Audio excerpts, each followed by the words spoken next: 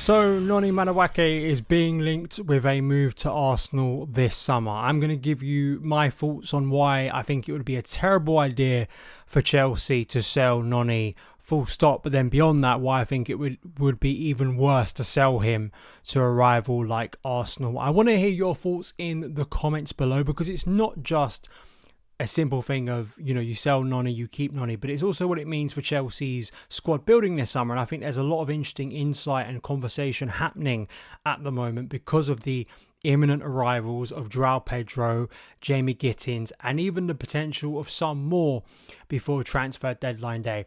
If you want to have the latest Chelsea news, content, get involved in the conversation, please do subscribe, hit that like button. You can follow the show also on the podcast platforms, be that Spotify, Apple Podcasts, throughout the summer, heading into the new season, and obviously covering imminently whatever happens, not only in the transfer window, but obviously in the Club World Cup.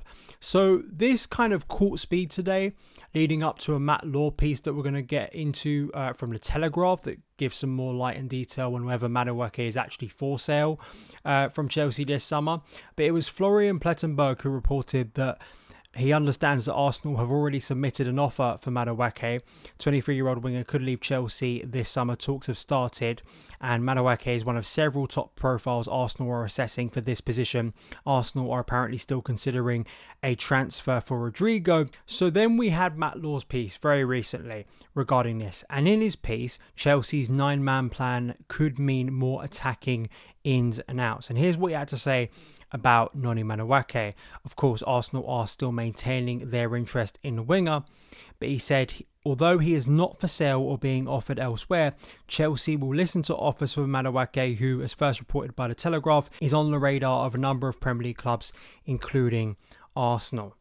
So a little bit of doublespeak there, like, he's not for sale, but we'll listen to offers for him. I mean, if he wasn't for sale, you wouldn't be listening to offers for him in the first place, would you? The general kind of wider attacking issue with Chelsea, or at least plan of the names that may still be here post the end of this transfer window. So he mentions, as things stand, Delap, Gittins, João Pedro will be joined by Madueke, Nicholas Jackson, Pedro Neto, Esteval Willian, Cole Palmer, Christopher Nkunku as Chelsea's first-team attackers for next season. Winger Tyreek George is also a part of Maresca's squad at the Club World Cup in the US, and Chelsea will decide on the best development plan for the 19-year-old. The club rate him highly, but may decide a loan will represent the best next step in his career path. So I am against selling Noni Madueke, kind of full stop. I mean, maybe in some ways I could understand it if we sell him abroad, even if those offers are available. But I have to say, realistically, for what Chelsea are going to ask for Noni Madueke, and I think justifiably so, and given his, I think, increasing reputation in the Premier League, it is going to be a Premier League rival, and it's going to be one I think that Chelsea will likely be in direct competition with, or at least around them in the top 6 and 7, which should initially give you pause for thought whenever you're selling a player. If they're going to be sold at this age to a team you are probably going to be competing with as high as Arsenal in the Premier League table, there's something to consider there. But I want to go through some numbers, and then we'll go back into sort of like why I think it's a bad idea, but then also maybe the counter arguments and the change of scenario at Chelsea that's happening right now regarding the attacking situation under Enzo Maresca. So Tom Colley points out that Premier League players 23 or younger with a higher XG plus expected assists per 90 last season than Noni Madueke, there was only 4 names: Cole Palmer, Bukayo Saka, João Pedro and Dango Atara. 2 of those names obviously are now Chelsea players. Cole Palmer and Pedro is about to sign. Chicago Dimitri pointing this out recently, that Madueke was in the top 10% of all Euro wingers in shots taken, XG, top quarter in successful take-ons, top 1% in carries into the penalty area, all while putting up decent defensive numbers on a possession-dominant team. This isn't that easy to upgrade on. And then he also pointed out a comparison between Madueke and Neto, which shows that Noni Madueke had a much better season than Pedro Neto. Although Pedro Neto is having a good Club World Cup, I think this graph in particular, if you're listening on the podcast, just demonstrates it in terms of how much better and how much more impactful Noni Madueke was on all of those metrics. And if you just look at kind of the plain numbers for him, 24-25, scored 11 goals in total, 7 of those coming in the Premier League, 4 of those coming in the Conference League. Of course, he's had a few minutes so far in the Club World Cup. He hasn't been as favoured.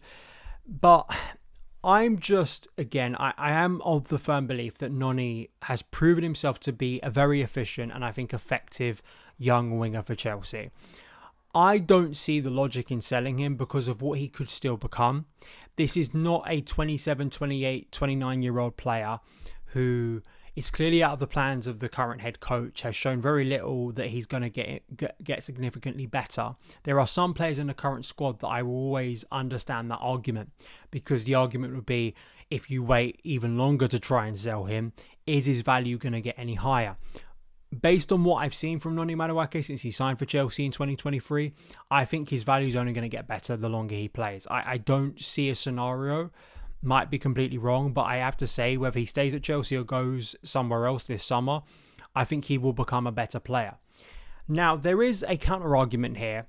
I don't have much track for the counter-argument. He's a terrible Chelsea player, and if we sell him, that we're going to lose absolutely nothing. I just don't think the numbers back up your argument.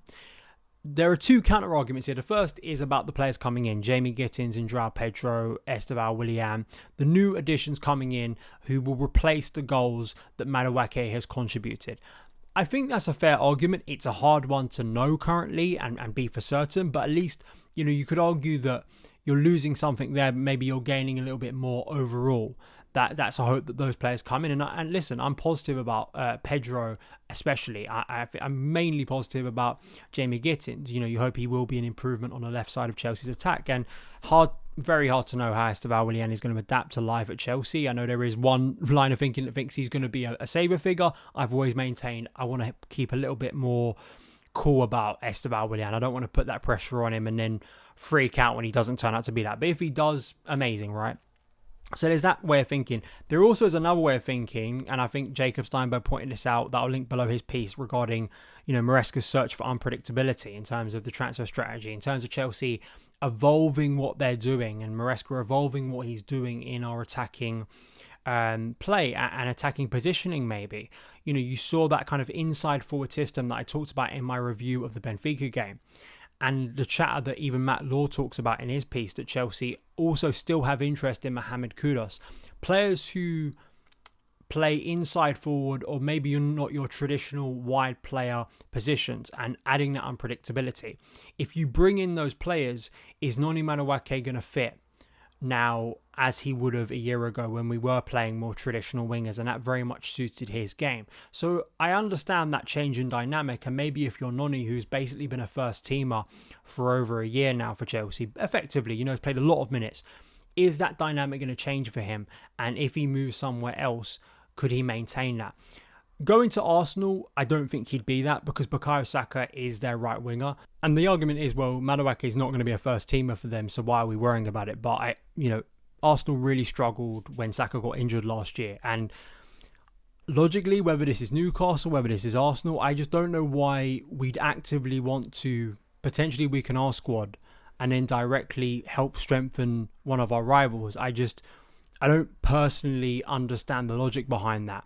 Again, we're talking about someone who, just based on Chelsea's numbers from last season, I think was a very productive player based on the players he was competing with for minutes. Again, Pedro Neto is having a decent Club World Cup, but if you look at those numbers over a long period of time, Madueke comes out better. He's still a young player who I think has a lot more to gain, a lot more to grow at Chelsea.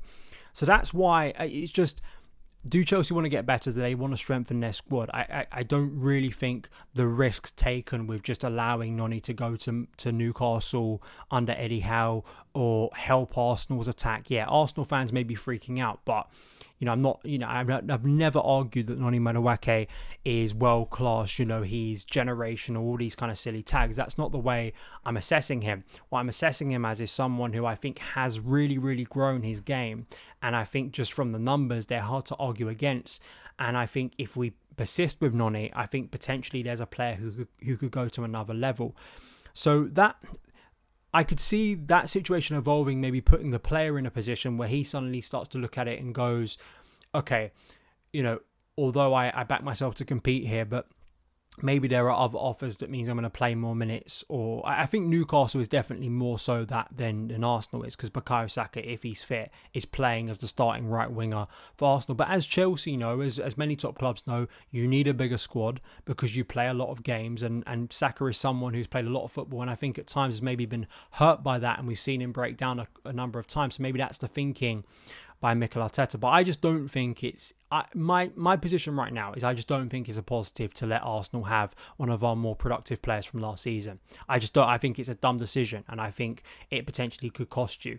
At the very least, whatever happens with you, it at the very least potentially strengthens a rival. Even if you say it doesn't strengthen their instant starting 11, if it strengthens their depth options, which means if Saka goes down with an injury, suddenly Arsenal have a player who produces 5-6 goals that, you know, gets them further up. I don't want to see that, especially because I expect and want Chelsea to be competing directly with those clubs this upcoming season. I think that's the way you have to look at it. It's like adding those goals to our team, you know, trying to get better, trying to improve ourselves where we can go and compete and be above Arsenal next season and hopefully be competing for a Premier League title. That is the ambition I want to have this summer.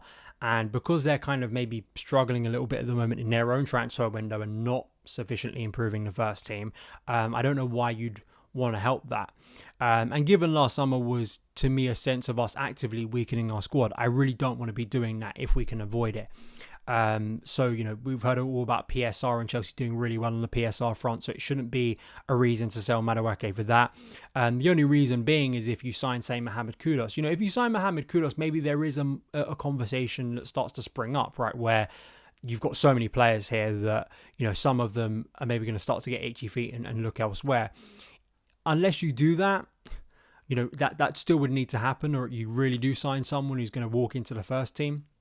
I'm still personally of the belief I think it's better for us to have stronger options. Surprise, surprise. Madueke is still that player. I think the evidence is I'm really excited by what he could still become. I'm even excited by, I know we've just signed Jamie Gittins, but even what he could still do on the left. I saw a lot of promise there. I see someone who developed their game where they weren't as predictable last season, and I think the numbers show that, right? So again, I don't think we've seen everything from Noni Madueke at Chelsea. I really don't. And I think people are maybe taking very recency sort of biased look of this, of, you know, he didn't have a great performance in the Conference League final. He didn't have a great performance in the LAFC game. So then forgetting everything that happened before then and acting as if, you know, Pedro Neto is significantly better and Madueke is rubbish. I don't like that thinking.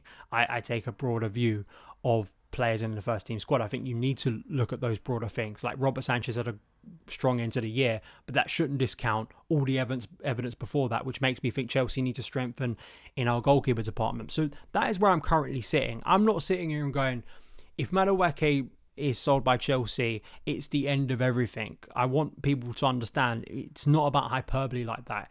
It's me just going, if I'm looking at what I want this transfer to be and us having a stronger squad walking into next season, hopefully maintaining our better performing players from last season, Madueke for me is one of those players. So I don't want to lose him, because at the very least, if he maintains what he's been doing for Chelsea, I still think that's an acceptable level, added with the new players coming in. So those are my thoughts. Please do let me know your thoughts in the comments below. We've got more content coming up. Glad to say we've got a Bundesliga expert, one of the best, coming onto the show tomorrow to speak about Jamie Gittins. Very excited for that conversation, so I hope you will enjoy that. I've got another great conversation with a fellow Chelsea content creator that will probably be coming up before the Palmeiras game, where we speak about a broad range of issues. But that is it for today's show. Please like, subscribe, all of that good stuff, and I will see you again very, very soon. All the best.